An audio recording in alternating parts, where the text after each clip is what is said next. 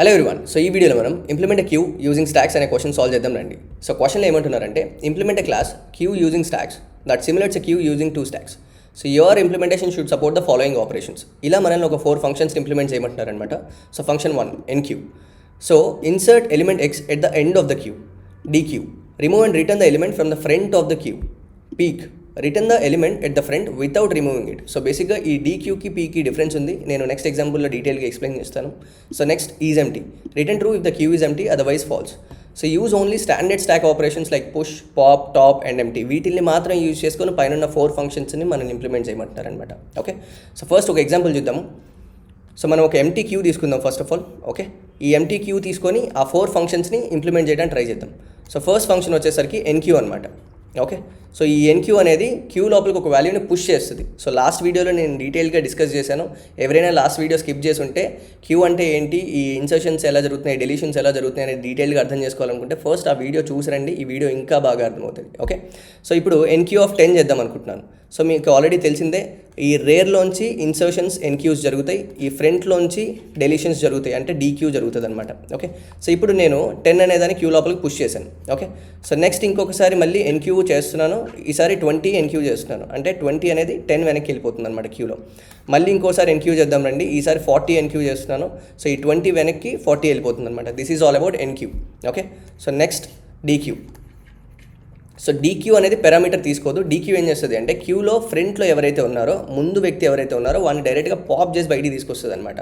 So ఈ కేసులో మీరు అబ్జర్వ్ చేస్తే ఇక్కడ 10 అనేది ఫ్రంట్ కాబట్టి, అంటే ఫ్రంట్లో ఉన్న ఎలిమెంట్ కాబట్టి, సో ఈ 10 ఆటోమేటిక్గా పాప్ చేసి బయటికి తీసుకొస్తుంది. సో ఈ డీక్యూ అనేది మనకి 10 తీసుకొస్తుంది అనమాట ఇలా. ఓకే, సో ఇప్పుడు మీరు అబ్జర్వ్ చేస్తే క్యూ లోపల 20, 40 మాత్రమే ఉన్నాయి. సో 20 అనేది ఈసారి ఫ్రంట్ ఎలిమెంట్ అనమాట. సో నేను మళ్ళీ ఇంకొకసారి డీక్యూ పర్ఫామ్ చేశాను అనుకోండి, అప్పుడు ఈసారి 20 కూడా కట్ అయిపోయి బయటకు వచ్చేస్తుంది, పాప్ అయిపోయి బయటకు వచ్చేస్తుంది. సో 20 బయటకు తీసుకొస్తుంది.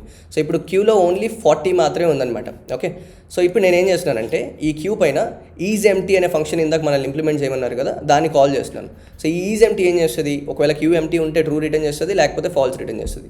సో ఈ కేసులో మన క్యూ లోపల 40 ఉంది కాబట్టి ఇది క్యూ ఎంటీ కాదు కాబట్టి ఫాల్స్ రిటర్న్ చేస్తుంది అనమాట. మీకు అర్థం కావాలని ఈ ఎగ్జాంపుల్ కూడా పిక్ చేసుకుంటాను. ఓకే, సో ఈ తర్వాత నేను ఏం చేస్తున్నానంటే పీక్. సో పీక్ అనే ఫంక్షన్ కూడా ఇంప్లిమెంట్ చేయమన్నారు కదా. ఈ పీక్ అనేది ఏం చేస్తుంది అంటే క్యూ లోపల ఫ్రంట్లో ఉన్న ఎలిమెంట్ని చూసి చెప్తుంది కానీ పాప్ చేయదు. సో ఇదే డీక్యూకి పీక్యూ ఉన్న డిఫరెన్స్. సో డీక్యూ ఏం చేస్తుంది అంటే ఫ్రంట్ ఉన్నవాడిని డైరెక్ట్గా కట్ చేసి బయటికి తీసుకొస్తుంది. పీక్ ఏం చేస్తుంది అంటే పాప్ చేయదు, జస్ట్ ఓన్లీ చూసి చెప్తుంది. సో ఈ కేసులో 40 ఉన్నాడు కాబట్టి సో పీక్ అనేది 40ని ప్రింట్ చేస్తుంది, స్టిల్ 40 అనేది క్యూ లోపల ఉంటుంది అనమాట. సో నేను దీని తర్వాత ఇంకొకసారి డీక్యూ ఆపరేషన్ పర్ఫామ్ చేస్తాను. సో ఈ డీక్యూ ఏం చేస్తుంది, బేసిక్గా క్యూ లోపల ఉన్న ఈ 40ని కూడా బయటికి పాప్ చేసి తీసుకొచ్చేస్తుంది. ఈ కేసులో క్యూ అనేది ఎంటీ అయిపోయింది అనమాట. 40 కూడా బయటకు వచ్చేసింది. సో క్యూ ఖాళీ అయిపోయింది అనమాట ఇలా. ఇప్పుడు నేను దీని తర్వాత మళ్ళీ ఇంకోసారి పీక్ ఆపరేషన్ పర్ఫామ్ చేస్తే ఈ పీక్ అనేది నాకు -1 ఇస్తుంది. ఎందుకంటే క్యూ ఎంటీ ఉన్నప్పుడు దాంట్లో చూసి చెప్పడానికి ఏం లేదు కాబట్టి -1 రిటర్న్ చేస్తాము. అట్ ద సేమ్ టైం ఈసారి నేను ఈజ్ ఎంటీ అనే ఫంక్షన్ కాల్ చేశాను అనుకోండి, ఈ టైంలో ఇదే ట్రూ రిటర్న్ చేస్తుంది, ఎందుకంటే క్యూ ఎంటీ అయిపోయింది కాబట్టి. ఐ హోప్ మీకు ఈ 4 ఫంక్షన్స్ అర్థమైంది అనుకుంటున్నాను. రండి మనం ఇప్పుడు దీన్ని 2 స్టాక్స్ యూజ్ చేసుకొని ఎలా ఇంప్లిమెంట్ చేద్దామో చూద్దాం రండి. ఆల్రైట్, ఇప్పుడు మనం 2 స్టాక్స్ తీసుకుందాం రండి. So this is our stock 1. Okay, so దీన్ని ఎన్క్యూస్కి మాత్రం యూజ్ చేసుకుంటాం అనమాట. This is our stock 2. ఇది డీక్యూస్కి మాత్రం యూజ్ చేసుకుంటాం. సో ఇన్సర్షన్స్ అన్నీ కూడా నేను ఈ స్టాక్ 1 ద్వారా యూజ్ చేసుకుంటున్నాను.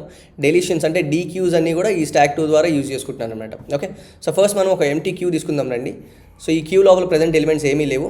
సో నేను ఏం చేస్తున్నానంటే క్యూ లోపలికి ఒక వాల్యూని పుష్ చేస్తున్నాను. 1 అనేది క్యూ లోపలికి వచ్చేసింది, అంటే ఇక్కడ ఎన్క్యూలో 1 అనేది పుష్ అయిందనమాట.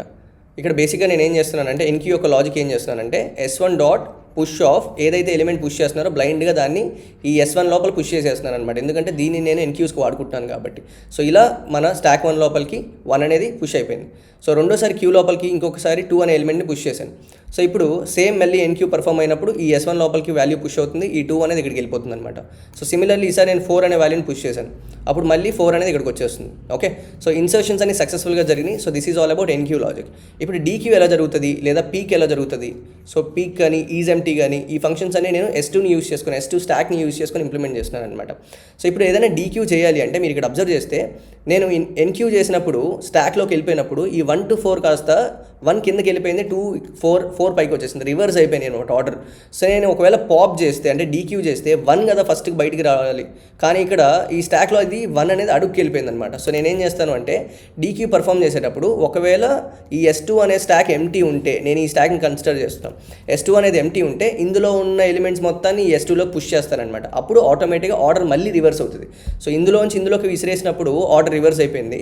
సో ఈ స్టాక్లోంచి ఈ స్టాక్లోకి మళ్ళీ విసిరేసినప్పుడు మళ్ళీ ఇంకోసారి ఆర్డర్ రివర్స్ అయిపోతుంది, కాబట్టి స్టార్టింగ్ ఉన్న ఆర్డర్కి మళ్ళీ తిరిగి వచ్చేస్తుంది అనమాట. That is the concept. I hope మీకు అర్థమవుతుంది అనుకుంటున్నాను లాజిక్. సో ఇప్పుడు నేను ఏం చెక్ చేస్తున్నానంటే ఒక డీక్యూ పర్ఫామ్ చేసేటప్పుడు ఒకసారి ఒక ఎలిమెంట్ని క్యూలోంచి పాప్ చేసేటప్పుడు నేను ఫస్ట్ చెక్ చేసుకునేది ఒకవేళ నా S2 స్టాక్ అనేది ఎంటీ ఉంటే అప్పుడు నేను S1 స్టాక్ అనేది ఎంటీ అయ్యేంత వాటికి దాంట్లో ఉన్న ఎలిమెంట్స్ ప్రతి ఒక్క దాన్ని ఈ స్టాక్ 2లోకి పుష్ చేస్తానమాట. ఐ హోప్ మీకు అర్థమైంది అనుకుంటున్నాను. సో ఇప్పుడు నేనేం చెక్ చేస్తున్నాను, ఈ కేసులో ఫస్ట్ 4 అనేది పాప్ అయిపోయి S2లోకి వచ్చేస్తుంది, నెక్స్ట్ 2 అనేది పాప్ అయిపోయి S2లోకి వచ్చేస్తుంది, నెక్స్ట్ 1 అనేది పాప్ అయ్యి S2లోకి వచ్చేస్తుంది. సో ఇప్పుడు నా స్టాక్ 1 ఎంటీ అయిపోయింది. సో నా స్టాక్ 2 లోపలికి వాల్యూస్ వచ్చాయి. ఇప్పుడు నేను ఇందులోంచి డీక్యూ చేస్తాను అనమాట. సో బేసిక్గా నేను డీక్యూ పర్ఫామ్ చేసినప్పుడు ఈ పైన 1 పాప్ అయిపోయి బయటకు వచ్చేసింది అనమాట. సో నేను మళ్ళీ ఇంకొకసారి డీక్యూ పర్ఫామ్ చేసినప్పుడు ఈ పైన ఉన్న ఎలిమెంట్ పాప్ అయిపోయి బయటకు వచ్చేస్తుంది. ఇప్పుడు నేను ఈసారి పీక్ పర్ఫామ్ చేశాను అనుకోండి, ఈ పీక్ ఏం చేస్తుంది అంటే పైన ఉన్న ఎలిమెంట్ పాప్ చేయదు, జస్ట్ చూస్ చెప్తుంది అనమాట. సో ఇప్పుడు మనకి 4 అనేది చూస్ చెప్తుంది, పాప్ కాలేదు. సో ఇంకా స్టిల్ ఇది స్టాక్లోనే ఉంది. ఈసారి మళ్ళీ నేను డీక్యూ పర్ఫామ్ చేసినప్పుడు, లేదా ఈసారి మనం ఈజ్ ఎంటీ పర్ఫామ్ చేద్దాం రండి. సో ఈజ్ ఎంటీ ఏంటంటే ఈ 2 స్టాక్స్లో ఎయిదర్ ఈ స్టాక్ అన్న ఈ స్టాక్ అన్న 2 స్టాక్స్ కనుక ఎంటీ ఉంటే అప్పుడు మాత్రమే క్యూలో ఎలిమెంట్స్ ఖాళీ అయిపోయినట్టు, అప్పుడు మాత్రం ట్రూ రిటర్న్ చేస్తాం, లేకపోతే ఫాల్స్ రిటర్న్ చేస్తాం. సో ఈ కేసులో స్టాక్లో ఇంకా ఒక వాల్యూ ఉండిపోయింది కాబట్టి క్యూలో ఇంకా ఒక వాల్యూ ఉంది. ఇప్పుడు 1, 2 పాప్ అయిపోయినాయి, క్యూలో ఇంకా 4 అనేది ఉంది. సో ఈ కేసులో ఎంటీ కాదు కాబట్టి ఫాల్స్ రిటర్న్ చేస్తాను. ఈసారి మళ్ళీ నేను డీక్యూ పర్ఫామ్ చేస్తే ఈ స్టాక్లో ఉన్న ఎలిమెంట్ కూడా పాప్ అయిపోయి బయటకు వచ్చేస్తుంది అనమాట. అప్పుడు అల్టిమేట్గా ఈ 2 స్టాక్స్ ఎంటీ అయిపోయినాయి కాబట్టి ఈసారి మళ్ళీ నేను ఈజ్ ఎంటీ ఫంక్షన్ కాల్ చేస్తే అది ట్రూ రిటర్న్ చేస్తుంది అనమాట. ఐ హోప్ మీకు ఈ 4 ఫంక్షన్స్ అర్థమైంది అనుకుంటున్నాను. సో ఎన్క్యూ అనే దాన్ని యూజ్ చేసుకోవడానికి నేను ఈ S1 స్టాక్ వాడుతున్నాను, డీక్యూ పీక్ ఈజ్ ఎంటీ చూసుకోవడానికి ఈ S2 వాడుతున్నాను అనమాట. ఓకే, సో ఇప్పుడు మీరు ఇంకొకటి అబ్జర్వ్ చేయాలి. ఇక్కడ ఇంకొక ఎగ్జాంపుల్ తీసుకొని ఎక్స్ప్లెయిన్ చేస్తాను.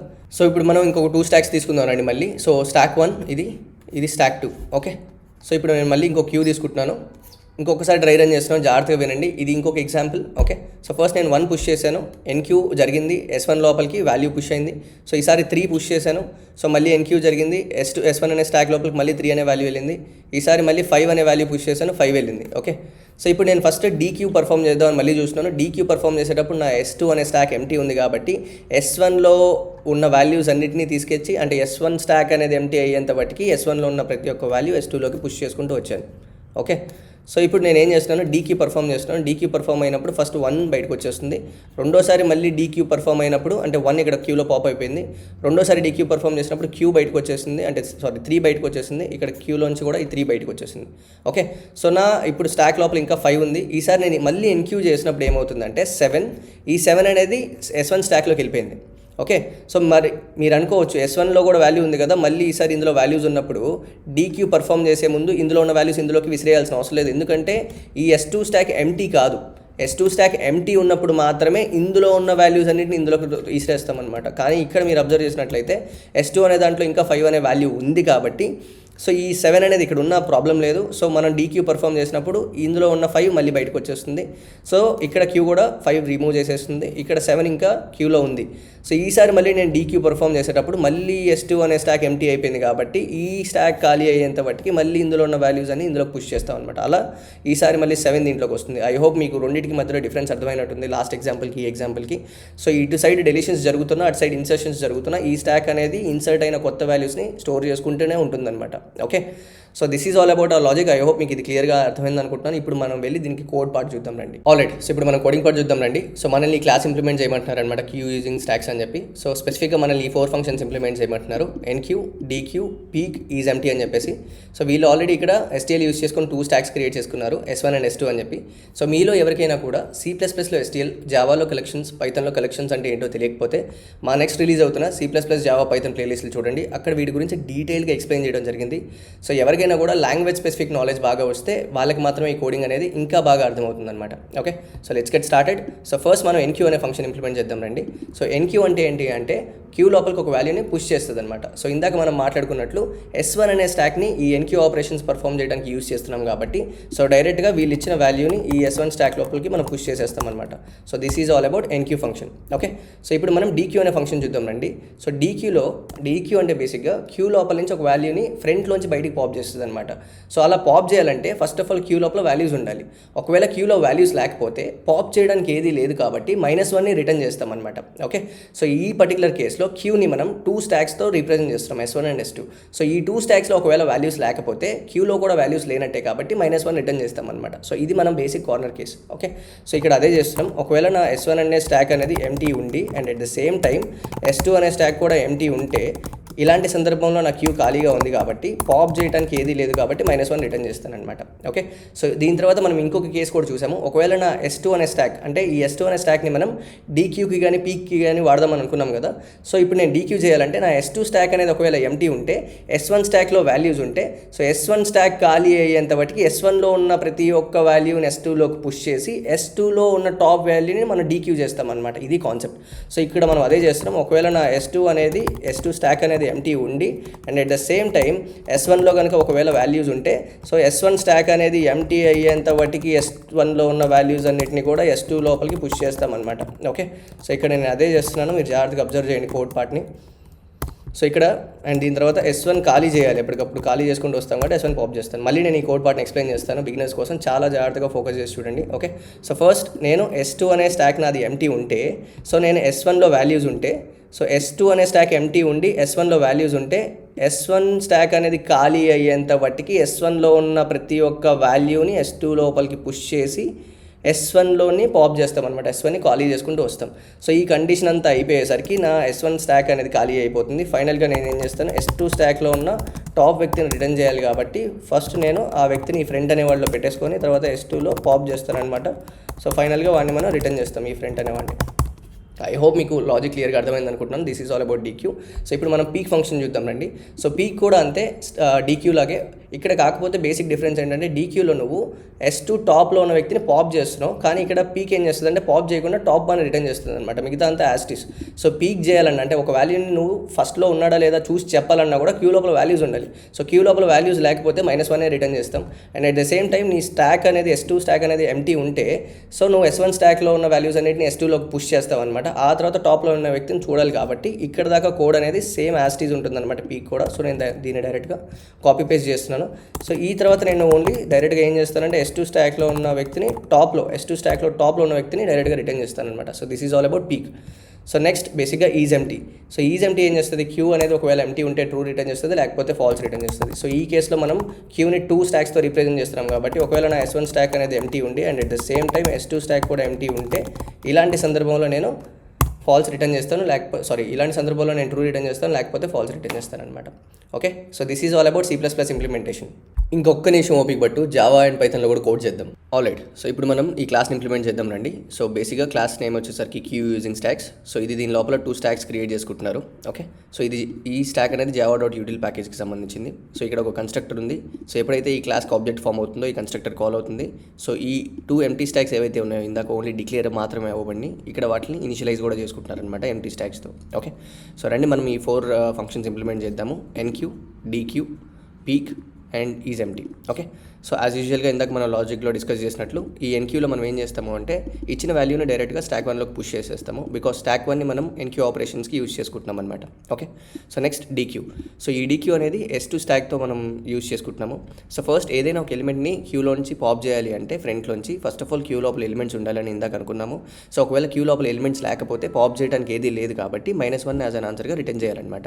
సో ఈ కేసులో క్యూని మనం 2 స్టాక్స్తో రిప్రజెంట్ చేస్తున్నాం కాబట్టి సో ఈ రెండింటిలో ఎలిమెంట్స్ ఒకవేళ లేకపోతే క్యూ లోపల ఎలిమెంట్స్ లేనట్టు కాబట్టి -1 రిటర్న్ చేస్తున్నాం. ఓకే, సో దీని తర్వాత ఫస్ట్ ఒకవేళ నా స్టాక్ 2 అనేది ఎంటీ ఉంటే స్టాక్ 1లో ఉన్న ఎలిమెంట్స్ అన్నిటిని స్టాక్ 2లో పుష్ చేసి అంటే ఆల్రెడీ క్యూలోంచి స్టాక్ 1లోకి పుష్ చేస్తున్నాము. అప్పుడు ఆర్డర్ ఫస్ట్ టైం రివర్స్ అయిపోయింది. సో మళ్ళీ ఆ రివర్స్ అయిన ఎలిమెంట్స్ని మళ్ళీ రివర్స్ చేయడం కోసం స్టాక్ 2లోకి పుష్ చేసుకుంటాం అనమాట. అప్పుడు ఒరిజినల్ ఆర్డర్లోకి వచ్చేస్తాయి. ఆ తర్వాత స్టాక్ టూలో టాప్లో ఉన్న ఎలిమెంట్ని పాప్ చేసి రిటర్న్ చేస్తామన్నమాట. So that is what DQ means. Okay, so this is all about DQ. And ఇప్పుడు పీక్ ఫంక్షన్ చూద్దాం రండి. సో పీక్ కూడా అంతే. సో స్టాక్ 2లో టాప్లో ఉన్న ఎలిమెంట్ని పాప్ చేయకుండా జస్ట్ చూసి చెప్తుంది అనమాట, పాప్ చేయదు. That is the difference between DQ and peak. Okay, so మిగతా కోడ్ అంతా యాజ్ ఇట్ ఈస్గా సేమ్ ఉంటుంది. ఇక్కడ మీరు అబ్జర్వ్ చేస్తే రెండు స్టాక్స్లో కూడా ఒకవేళ వాల్యూస్ లేకపోతే -1 రిటర్న్ చేస్తుంది. ఒకవేళ స్టాక్ 2లో ఎలిమెంట్స్ లేకపోతే స్టాక్ 1లో రివర్స్ అవ్వబడిన ఎలిమెంట్స్ని మళ్ళీ రివర్స్ చేయడానికి స్టాక్ 2లోకి తీసుకొచ్చి స్టాక్ 2లో టాప్లో ఉన్న ఎలిమెంట్ని జస్ట్ పీక్ చేసి చూపిస్తుంది. అంటే టాప్ ఎలిమెంట్ని రిటర్న్ చేస్తుంది కానీ పాప్ చేయదన్నమాట. So next is empty. So is empty బేసిక్గా ఏం చెప్తుంది, క్యూ లోపల ఎలిమెంట్స్ ఉంటే ఫాల్స్ రిటర్న్ చేస్తుంది, క్యూ ఒకవేళ ఎంటీ ఉంటే ట్రూ రిటర్న్ చేస్తుంది అనమాట. సో ఈ కేసులో మనం ఏం చేస్తున్నాం, రెండు స్టాక్స్ అనేది ఒకవేళ ఎంటీ అయితే ఇది ట్రూ రిటర్న్ చేస్తుంది ఆటోమేటిక్గా, లేకపోతే ఫాల్స్ రిటర్న్ చేస్తుంది. ఓకే, క్లాస్ని ఇంప్లిమెంట్ చేద్దాం రండి. సో యాజ్ యూజువల్గా క్లాస్ నేమ్ వచ్చి క్యూ యూజింగ్ స్టాక్స్. సో దీని లోపల ఒక కన్స్ట్రక్టర్ రాసి ఉంచాను. సో ఎప్పుడైతే ఈ పర్టికులర్ క్లాస్కి ఆబ్జెక్ట్ క్రియేట్ అవుతుందో ఈ కన్స్ట్రక్టర్ కాల్ అవుతుంది. ఈ కన్స్ట్రక్టర్ లోపల నేను 2 స్టాక్స్ క్రియేట్ చేస్తున్నాను. సో ఈ 2 స్టాక్స్ క్రియేట్ చేయడంతో పాటు వీటిని డైరెక్ట్గా ఎంటీ లిస్ట్కి ఇనిషియలైజ్ కూడా చేస్తున్నాను. సో మనం లిస్ట్ పైన append and pop operations perform చేస్తామన్నమాట. సో ఇవి ఎగ్జాక్ట్గా స్టాక్ లాగే బిహేవ్ చేస్తాయి కాబట్టి ఈ 2 స్టాక్స్ని ఈ ఎంటీ లిస్ట్కి ఇనిషియల్గా పాయింట్అవుట్ చేస్తాను అనమాట. ఓకే, సో రండి మనం ఈ 4 ఫంక్షన్స్ ఇంప్లిమెంట్ చేద్దాము. సో ఫంక్షన్ 1 వచ్చేసి ఎన్క్యూ. బేసిక్గా ఈ ఎన్క్యూ అనేది క్యూ లోపలికి ఒక వాల్యూని పుష్ చేస్తుంది. ఇందాక మనం లాజిక్లో ఆల్రెడీ డిస్కస్ చేసాము. సో ఈ ఎన్క్యూ ఆపరేషన్స్ పర్ఫామ్ చేయడానికి మనం స్టాక్ 1 యూస్ చేసుకుంటాం కాబట్టి ఇలా వీళ్ళు ఇచ్చిన వాల్యూని డైరెక్ట్గా మనం స్టాక్ 1లోకి పుష్ చేస్తున్నాం అనమాట. So this is all about NQ. ఇప్పుడు డీక్యూ ఫంక్షన్ చూద్దాం రండి. సో డీక్యూ బేసిక్గా ఏం చేస్తుందంటే క్యూలో ఫ్రంట్లో ఉన్న ఎలిమెంట్ని పాప్ చేస్తుంది అనమాట. ఒకవేళ అలా ఒక ఎలిమెంట్ని పాప్ చేయాలి అంటే ఫస్ట్ ఆఫ్ ఆల్ క్యూ లోపల వాల్యూస్ ఉండాలి. సో ఇక్కడ మనం క్యూని 2 స్టాక్స్తో రీప్రజెంట్ చేస్తున్నాం కాబట్టి మనం ఏం చెక్ చేస్తామంటే బేస్ కేసులో ఒకవేళ నా 2 స్టాక్స్ అనేవి ఎంటీ ఉంటే క్యూ లోపల వాల్యూస్ లేనట్టు కాబట్టి -1ని రిటర్న్ చేస్తామన్నమాట. ఎందుకంటే డీక్యూ చేయడానికి ఏమీ లేదు కాబట్టి. ఓకే, సో నెక్స్ట్ కేసు ఏంటంటే ఒకవేళ నా స్టాక్ 2 అనేది ఎంటీ ఉంటే సో నా స్టాక్ 1లో ఉన్న వాల్యూస్ అన్నిటిని స్టాక్ 2లో తెచ్చుకొని అప్పుడు స్టాక్ 2లో టాప్లో ఉన్న ఎలిమెంట్ని నేను పాప్ చేసి రిటర్న్ చేస్తానన్నమాట. Okay, so this is all about dequeue. Okay, so next వచ్చి పీక్ అనమాట. సో పీక్ ఏం చేస్తుంది అంటే ఇందాక డీక్యూ లాగా స్టాక్ 2లో ఉన్న ఎలిమెంట్ని పాప్ చేసి రిటర్న్ చేయదు, జస్ట్ ఓన్లీ పై ఎలిమెంట్ని పాప్ చేయకుండా రిటర్న్ చేస్తుంది, అంటే పీక్ చేస్తుంది. ఓకే, సో మిగతా కూడా అంతా సేమ్ ఉంటుందన్నమాట. సో పీక్ అంటే ఏంటి అంటే స్టాక్ అంటే ఇందాక క్యూ లోపల ఫ్రంట్లో ఉన్న ఎలిమెంట్ ఎవరైతే ఉన్నారో వాడిని చూసి చెప్తుంది, పాప్ చేయదు. ఓకే, సో ఇక్కడ సేమ్ అలా చూసి చెప్పాలన్నా కూడా ఒకవేళ 2 స్టాక్స్లో ఎటువంటి వాల్యూస్ లేకపోతే -1ని రిటర్న్ చేస్తున్నాము. ఒకవేళ నా స్టాక్ 2 అనేది ఎంటీ ఉంటే సో స్టాక్ 1 అనేది ఎంటీ అయ్యేంత వాటికి స్టాక్ 1లో ఉన్న ప్రతి ఒక్క ఎలిమెంట్ని స్టాక్ 2 లోపల పుష్ చేస్తాను. ఆ తర్వాత పైన ఉన్న ఎలిమెంట్ని జస్ట్ రిటర్న్ చేస్తున్నాను తప్పితే పాప్ చేయట్లేదు. So this is all about peak and is empty. So is empty function బేసిక్గా ఏం చేస్తుంది అంటే నా క్యూ లోపల వాల్యూస్ అనేవి లేకపోతే అంటే క్యూ ఎంటీ ఉన్నట్టు కాబట్టి ఈ టైంలో ట్రూ రిటర్న్ చేస్తుంది. ఒకవేళ క్యూ లోపల వాల్యూస్ ఉంటే ఫాల్స్ రిటర్న్ చేస్తుంది అనమాట. ఇక్కడ మనం అదే చేస్తున్నాము డైరెక్ట్గా. ఒకవేళ స్టాక్ 2 స్టాక్ 1 అనేవి ఎంటీ ఉంటే ట్రూ రిటర్న్ చేస్తున్నాము, లేకపోతే ఫాల్స్ రిటర్న్ చేస్తున్నాము. So this is all about Python implementation. I hope ఈ సొల్యూషన్ మీకు నచ్చినట్లయితే లైక్ చేయండి, షేర్ చేయండి, సబ్స్క్రైబ్ చేయండి. And thank you for watching this video. See you next video.